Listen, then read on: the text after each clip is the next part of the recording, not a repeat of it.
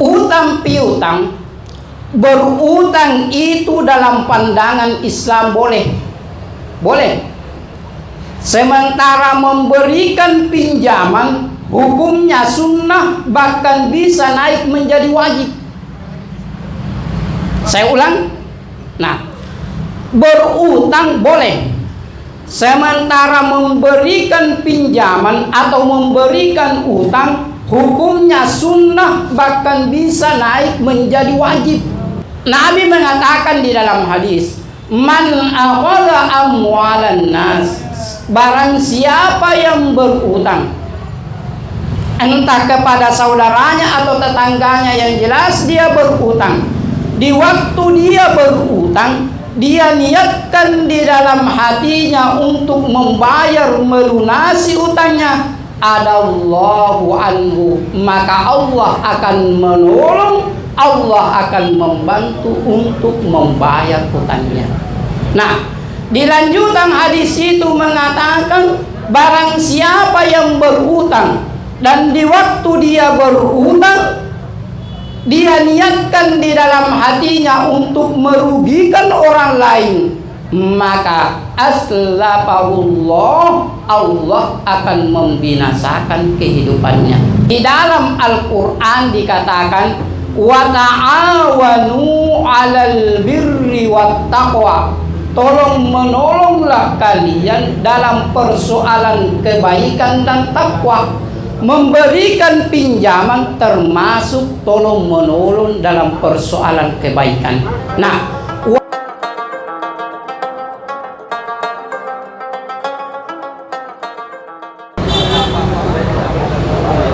Assalamualaikum warahmatullahi wabarakatuh. Assalamualaikum warahmatullahi. Alhamdulillahilladzi anzala as-sakinata fi qulubil mu'minin. Wassalatu wassalamu ala asyrafil anbiya'i wal mursalin, Sayyidina Muhammad ibn Abdillah, la hawla wa la quwata illa billah, amma ba'd. Kutatat satu demi satu jamaah yang hadir.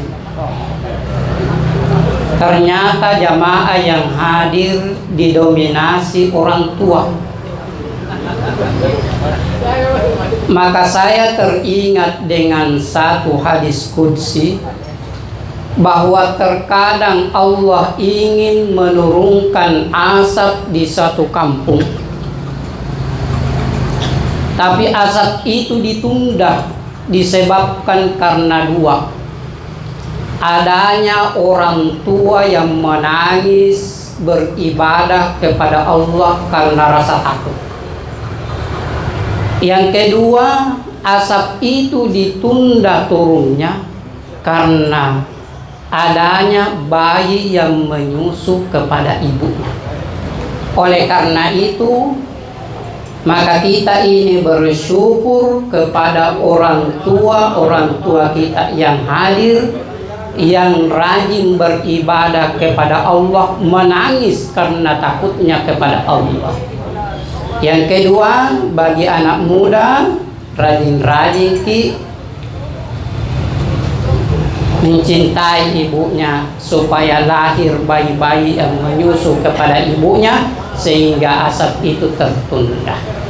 Hadirin jamaah yang dimuliakan oleh Allah Subhanahu wa ta'ala, alhamdulillah, di dalam Al-Quran Allah tidak menyuruh kita untuk menghitung nikmat Allah.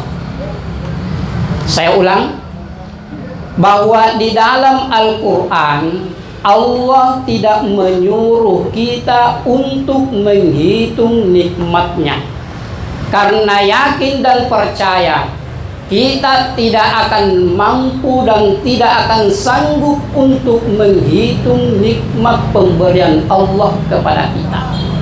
Maka keterangannya di dalam Al-Quran dikatakan, Wa in ta'uddu ni'matallah, jika kalian ingin menghitung-hitung nikmat Allah, la tuhsuha, niscaya engkau tidak akan sanggup, tidak mampu menghitungnya. Nah, oleh karena itu, karena kita tidak mampu menghitung, kita tidak akan sanggup menghitung, dan tidak ada alat secanggih apapun yang mampu menghitung nikmat Allah, maka Allah hanya menyuruh kita untuk mensyukuri nikmatnya. Bagaimana caranya? Saya kasih ke contoh. Saya belum masuk ke acara ini. Contoh, Allah memberikan kita nikmat harta, uang.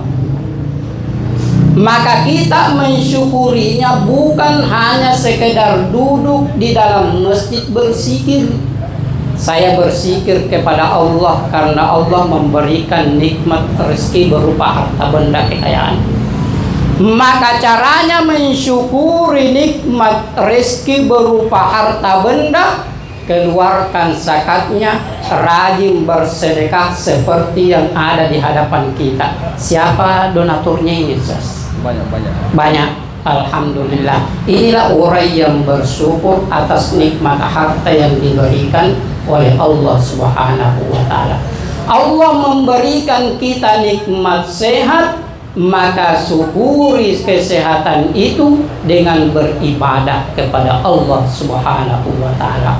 Allah memberikan nikmat kepintaran ilmu, maka kita syukuri nikmat ilmu itu dengan menyebarkan ilmu yang kita miliki. Nah, salawat dan taslim atas junjungan baginda Rasul Muhammad sallallahu alaihi wasallam, Nabi yang menjadi contoh suri tauladan bagi umatnya dimanapun kita berada. Oleh karena itu, di hari Jumat ini baginda Rasul menganjurkan kita agar banyak-banyak bersalawat kepadanya. Mudah-mudahan dengan salawat itu akan menjadi syafaat nanti di hari kemudian, insya Allah. Amin. Satu kesyukuran Pak, karena adanya kegiatan-kegiatan seperti ini. Saya pernah cerita dengan Pak Kandep dulu, Kepala Departemen Agama Kota Makassar, Haji Irman. Beliau guru saya waktu masih di pesantren di Mangkoso, sekarang dipindahkan sedang di Baru.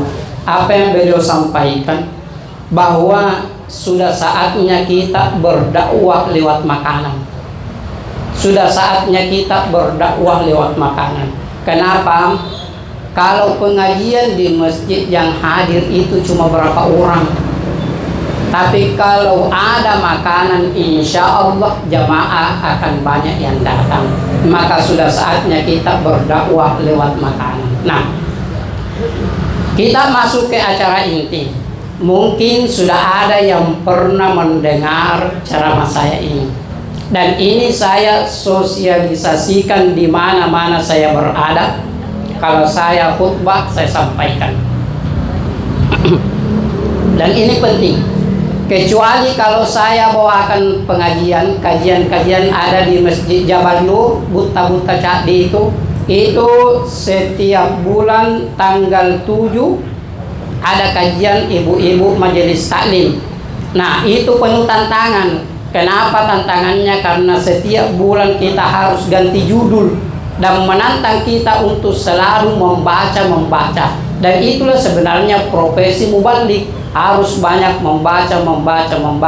Yang kita khawatirkan kalau kita menyampaikan sesuatu hal, kita tidak paham menyampaikan sesuatu, akhirnya menjadi dilum, sesat, menyesatkan. Ini yang kita hindari. Nah, hadirin jamaah yang dimuliakan oleh Allah Subhanahu wa Ta'ala,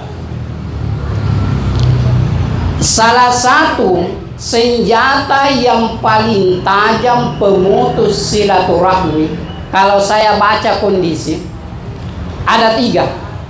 Tapi kita fokus sebentar yang di pertama. Salah satu senjata yang paling tajam pemutus silaturahmi, satu di antaranya adalah utang piutang. Mana ownernya ini Warkop Dottoro? Nggak pernah ada yang berutang di sini. Nggak. Nah, alhamdulillah. Banyak. Nah, maka mari kita Pak lihat bagaimana konsep Islam melihat utang piutang. Ini yang pertama. Yang kedua, harta warisan. Tapi kalau harta warisan Pak Jai tahu si salah ya tonji serit batang. Tapi kalau utang piutang banyak, ada saudara, sahabat, tetangga, kerabat. Nah, yang ketiga politik.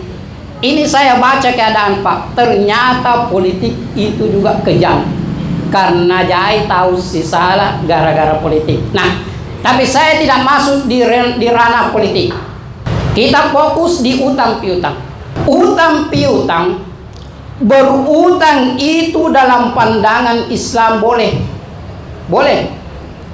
Sementara memberikan pinjaman hukumnya sunnah, bahkan bisa naik menjadi wajib. Saya ulang. Nah, berutang boleh. Sementara memberikan pinjaman atau memberikan utang hukumnya sunnah, bahkan bisa naik menjadi wajib. Bisa juga menjadi haram. Jadi 3 hukum yang dia pegang. Sunnah, wajib, bisa menjadi haram. Nah, di mana dasarnya sehingga memberikan pinjaman atau utang piutang itu dikatakan sunnah? Di dalam Al-Quran dikatakan wa ta'awanu 'alal birri wat taqwa. Tolong menolonglah kalian dalam persoalan kebaikan dan takwa. Memberikan pinjaman termasuk tolong menolong dalam persoalan kebaikan. Nah, wala ta'awanu, dan janganlah kalian tolong menolong alal ismi wal udwan, dalam persoalan dosa dan permusuhan, termasuk sebentar ranah politik, pemilihan RT RW, tidak boleh ada permusuhan Pak. Al-Quran ini yang mengajarkan wa ta'awanu 'alal birri wat taqwa, tolong menolong dalam persoalan kebaikan dan takwa. Wala ta'awanu, dan jangan tolong menolong 'alal ismi wal udwan, dalam persoalan dosa dan permusuhan. Terkadang biasa Pak, panas telingaku di masjid itu gara-gara calon RT RW. Iya Pak. Nah, tapi jangan makin lari di situ, biarkan dia bermain. Nah, di dalam Al-Quran kita tidak menemukan ayat yang paling panjang di dalam Al-Quran yang berbicara masalah salat. Tidak ada itu Pak. Coba kita buka Al-Quran mulai juz pertama sampai 30, tidak ada ayat yang paling panjang di dalam Al-Quran yang berbicara masalah salat.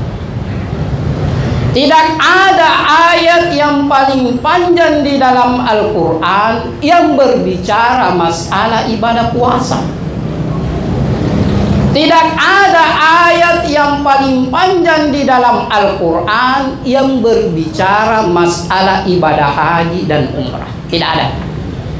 Dan coba kita cari, cek satu persatu, tidak ada ayat yang paling panjang di dalam Al-Quran yang berbicara masalah salat, puasa, zakat.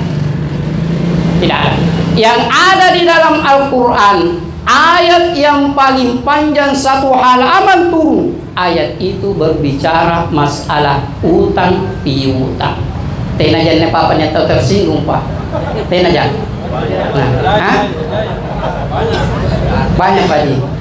Karena hampir-hampir kehidupan kita Pak, terkadang kalau bukan kita yang berutang, kita yang memberikan utang.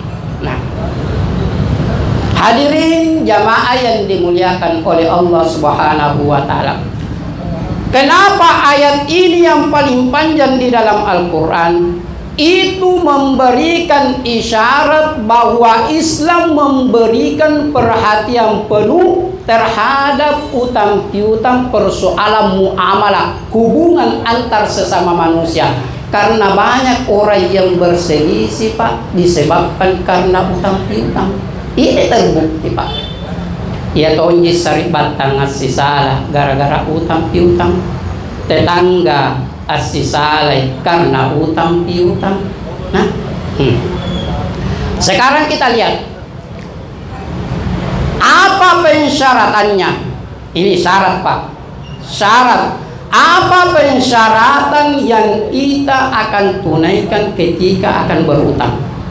Satu, persyaratan pertama, tidak boleh kita berutang kecuali dalam keadaan terpaksa.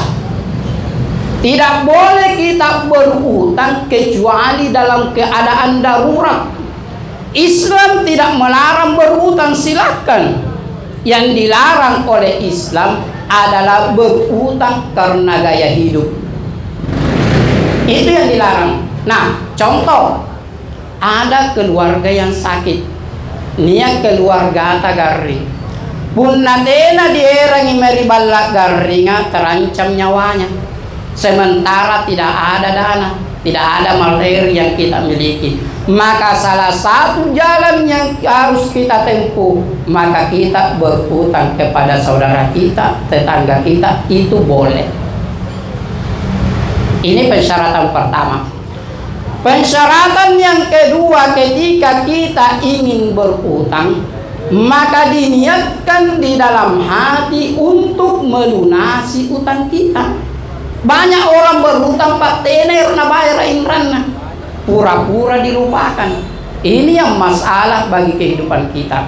Nabi mengatakan di dalam hadis, man akhadha amwalan nas, barang siapa yang berutang, entah kepada saudaranya atau tetangganya, yang jelas dia berutang. Di waktu dia berutang, dia niatkan di dalam hatinya untuk membayar, melunasi utangnya, adallahu anhu, maka Allah akan menolong, Allah akan membantu untuk membayar utangnya. Nah, di lanjutan hadis itu mengatakan, barang siapa yang berutang dan di waktu dia berutang, dia niatkan di dalam hatinya untuk merugikan orang lain, maka aslafahullah, Allah akan membinasakan kehidupannya. Coba kita lihat Pak, orang yang terlilit dengan utang, orang yang terlilit dengan utang tidak ada usaha untuk melunasinya, maka dia akan binasa kehidupannya. Ini yang kedua. Saya ulang. Tadi yang pertama persyaratannya jangan berutang kecuali dalam keadaan terpaksa. Yang kedua, diniatkan di dalam hati untuk melunasi utang. Yang ketiga persyaratannya, utang piutang itu harus dicatat. Nah, harus dicatat. Di mana dasarnya utang piutang itu harus dicatat? Allah sendiri yang menuntun kita, Allah sendiri yang menyuruh kita untuk mencatat utang piutang itu. Apakah orang yang berutang ataukah orang yang memberikan pinjaman, mesti dicatat. Dasarnya di dalam Al-Quran, ya ayyuhalladzina amanu, wahai orang yang beriman.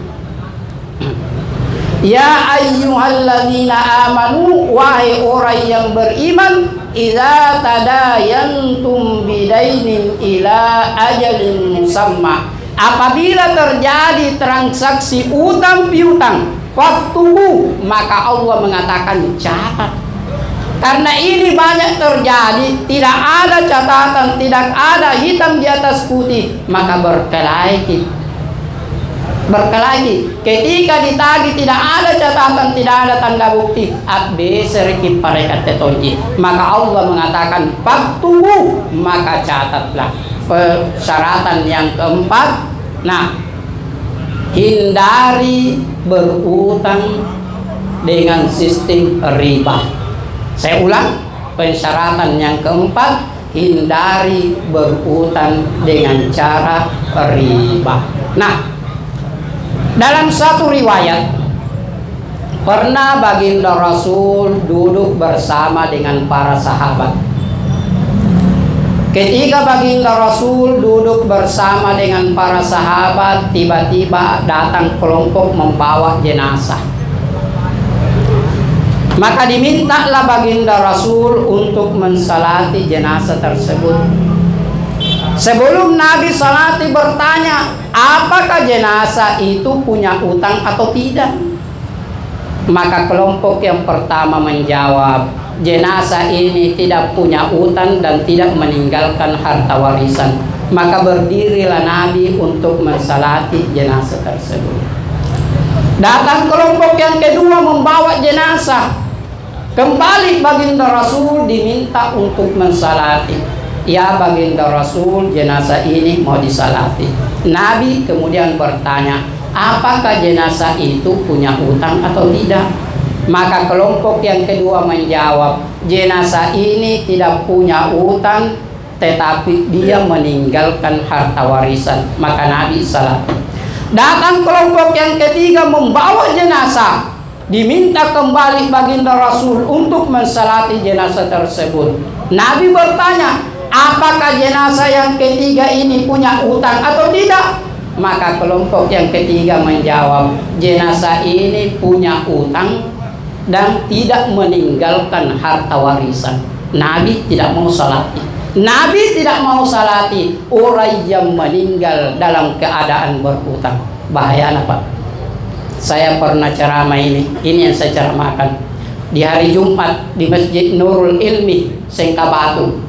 Kebetulan sudah salat Jumat, saya tidak salat sunnah. Waktu saya keluar, saya sama-sama jamaah keluar, di pintu ada anak muda. Nah kan anak muda ya bahaya, anak punanya Indran tidak disumbayangi ti. Menjawab ke temannya, nah jawab ke gana, ia minta ko kana punanya Indran do tiap kana-kanai, tidak nasumbayangi ke denima. Nah bahayanya Pak. Nabi sendiri tidak mau mensalati orang yang meninggal dalam keadaan berutang. Sahabat berdiri bernama Abu Qatadah. Abu Qatadah berdiri, ya baginda Rasul, saya yang akan menanggung utangnya jenazah ini. Maka barulah Nabi berdiri untuk mensalati jenazah tersebut. Bahayanya Pak. Maka saya katakan bahwa sejelek-jeleknya jenazah, seburuk-buruknya jenazah adalah orang yang meninggal dalam keadaan berutang. Saya ulang, seburuk-buruknya jenazah, sejelek-jeleknya jenazah adalah orang yang meninggal dalam keadaan berutang. Besar atau kecil utangnya, maka itu wajib dibayar. Pun nanatagi kita watek lamroi Pak. Ngapai nasabak dek natoji tawana pala. Nah, hadirin jamaah yang dimuliakan oleh Allah Subhanahu wa taala. Berapa menit nih Pak? Cukup. Nah, mungkin ada Nah, ini persoalan utang piutang karena sering terjadi di antara kita. Bahkan bahayanya itu Pak, Nabi sendiri di dalam hadis mengatakan bahwa yaghfiru lisyahidi, Allah mengampuni dosa orang yang mati syahid. Nah, Allah mengampuni dosa orang yang mati syahid illa dain, kecuali dia ada utangnya, kecuali utang tidak diampuni oleh Allah Subhanahu wa taala. Saya kira Pak cukup sampai di sini yang sempat saya sampaikan. Mudah-mudahan apa yang saya sampaikan mendatangkan manfaat dan berkah bagi kita semua. Dan terima kasih banyak kepada panitia Kopiko yang telah mengundang saya untuk ceramah Jumat berkah. Usikum wa iyaya wa nafsi bitaqwallah. Assalamualaikum warahmatullahi wabarakatuh. Waalaikumsalam.